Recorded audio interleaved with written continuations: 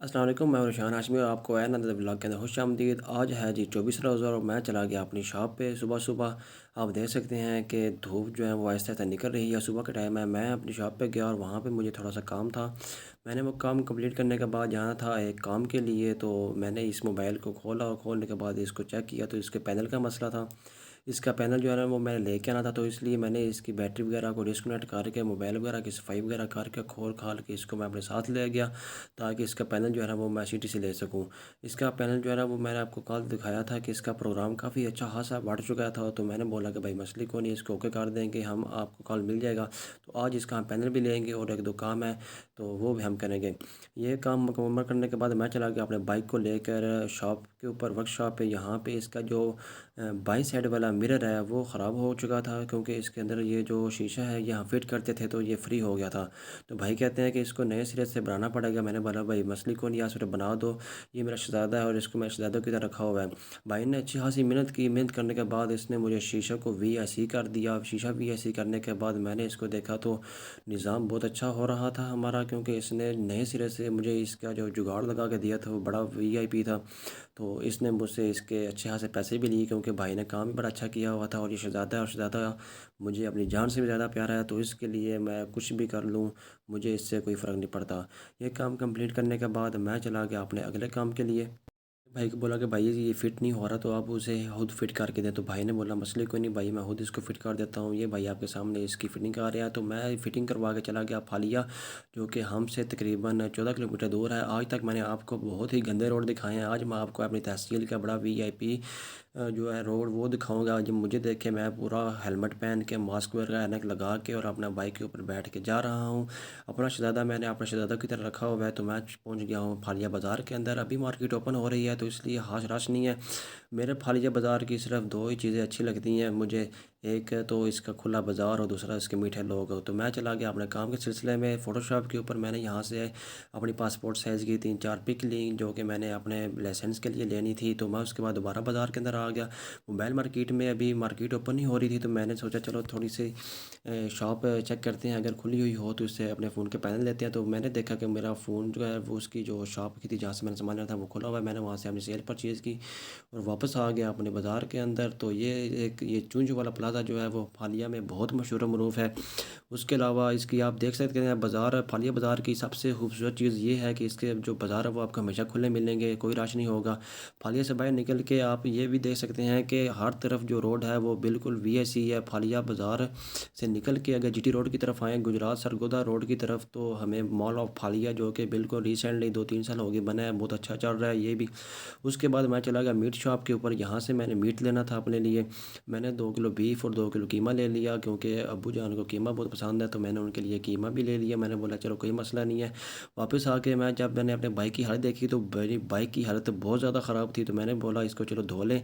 अब ये ना कहिएगा कि ये 200 रुपये की सर्विस होती है तो तुम सर्विस करवा लेना। मेरा शहज़ादा है और मैंने इसको शहज़ादा की तरह रखा हुआ है, बार बार कह रहा हूँ, इसलिए मैं इसको खुद अपने हाथों से वॉश करता हूँ। लाइफ बॉय साबुन के साथ मैंने इसको अच्छी तरह रगड़ रगड़ के साफ़ किया, क्योंकि मुझे कॉल आई हुई थी मेरे कज़न की कि भाई तू मिलता नहीं है मुझे, तो आके मिल भी जा, एक पूरा महीना हो गया है। तो मैं ये बाइक धो के चला गया नमाज़ पढ़ने के लिए ज़ोहर की। ये भाई जो है ये मेरे साथ नमाज़ पढ़ते थे, तो आज मैंने इनसे पूछा कि आपने नमाज़ क्यों नहीं पढ़ी, तो कहते हैं भाई सिर्फ आप चले मैं आ रहा हूँ। मैं चला गया मस्जिद में नमाज़ पढ़ने के लिए। ज़ोहर का टाइम हो रहा था और आज गर्मी थी, लेकिन इतनी ख़ास रोज़ा नहीं लग रहा था। पता नहीं क्यों आज मैंने सहरी बड़ी अच्छी तरह से की हुई थी, क्योंकि मुझे बहुत ज़्यादा भूख लगी हुई थी, रात को जागता रहा हूँ, तो इसलिए मुझे आज किसी किस्म की टेंशन नहीं है रोज़े की। तो मैं आ गया मस्जिद के अंदर। मस्जिद आप देख सकते हैं ज़ीर तमीर है। अब इसका जो फ्रेश है वो लगेगा और उसके बाद इसके अंदर जो है ना वो हम फूल वगैरह लगवाएंगे। तो ये आ गया मैं मस्जिद के गुसल खाने में। यहाँ में मैंने वज़ू किया। फिर मैंने एक उलमाए कराम से सुना कि जो बंदा मसा करता है अपने सर का दिन में कई दफ़ा, तो उसको मिर्गी का दौरा नहीं पड़ता। तो इससे मुझे इल्म हुआ कि इस वज़ू में भी बहुत ज़्यादा शफ़ा है। तो आप लोग भी नमाज की पाबंदी करें, रेगुलर नमाज़ पढ़ें, इसी में ही आपकी आहरत की जो है ना वो संवरने की उम्मीद की जा सकती है। और तो हमारा काम है कोई ना। तो मैं वक्त आ चुका अपने ख्याल में आ चुका था, तो नमाज़ हो चुकी थी। मैंने अपनी नमाज़ कंप्लीट करके वापस आया तो मेरा शहज़ादा जो है वो सूख चुका था बिल्कुल तरह से। मैंने देखा कि ये जो मेरा नाम है शानी किंग, इसका S जो है वो आधा हट चुका है। मैंने बोला चलो ये भी लगवा लेंगे। तो जो ही मैं अपने आया शॉप के अंदर, तो मुझे भाई की फ़िल कॉल आ गई कि भाई आ जा, तू अभी तक आया नहीं हो। तो मैंने अपने कज़न के घर जाना था, तो मैंने अपने बाइक को किया स्टार्ट। इसका आप साउंड अपने कानों से सुन सकते हैं, कि इसलिए मैं इसको शहज़ादा कहता हूँ।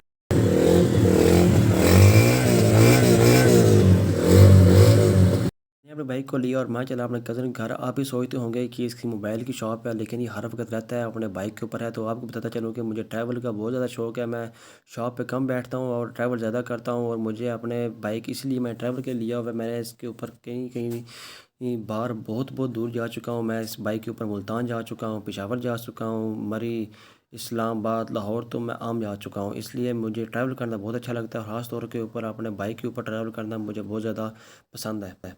मेरी शॉप से मेरे कज़न घर जो है वो सिर्फ 15 से 20 मिनट की दूरी पे है। तो मैं आ चुका हूँ अपने कज़न के घर से होकर वापस गुजरात, और सरगोदा रोड के ऊपर मैंने ये वाला रास्ता इसलिए इंतखाब किया क्योंकि शाम हो रही थी, तो मेरी रफ्तारी किसी वक्त भी कहीं पे भी हो सकती। तो मैंने बोला चलो बाज़ार के में जो है ना वो इसकी इफ्तारी कर लेंगे। अपनी रोड के ऊपर आकर मैंने अपने बाइक की जो है वो स्पीड चेक की। आप भी कीजिए कि इसकी स्पीड कितनी है और कैसी है।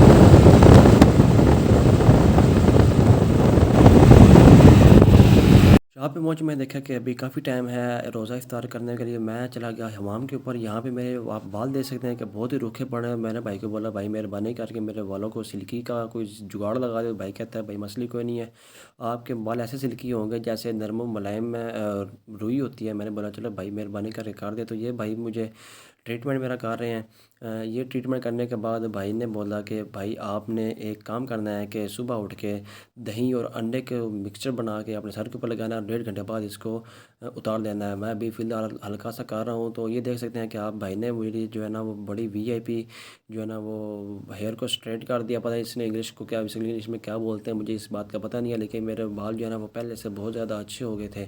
तो मैंने यहाँ पे क्लिप रिकॉर्ड किया और मैंने बोला चले इसमें भी गाइस को बताएंगे कि मैं अपने बाल भी जो है ना वो कभी कभी यस करवा लेता हूँ क्योंकि मेरे बाल रूखे हैं। अगर आपके पास कोई हाल है तो बताएं। सीधा मैं गया अपने घर इफ्तारी के लिए। इफ्तारी में मुझे काफ़ी ज़्यादा चीज़ें खाने के लिए मिल गई। इफ्तारी करने के बाद नमाज़ पढ़ के मैं वापस घर आया तो मैंने देखा कि घर में गंडड़ियाँ बनी हुई थी। मैंने उसको भी खाया थोड़ा सा। उसके बाद चाय आ गई। चाय पीने के बाद क्योंकि चाय खाने के बाद मुझे ना मिले तो मुझे सर में दर्द होती है। उसके बाद हम आ गए सीधा मस्जिद में। यहाँ पे नमाज़ तरावी अदा करने के बाद हमारी तागरात थी तो मैंने इबादत करनी थी रात को। तो यहाँ पे ब्लॉग को एंड करते हैं। अल्लाह हाफिज़।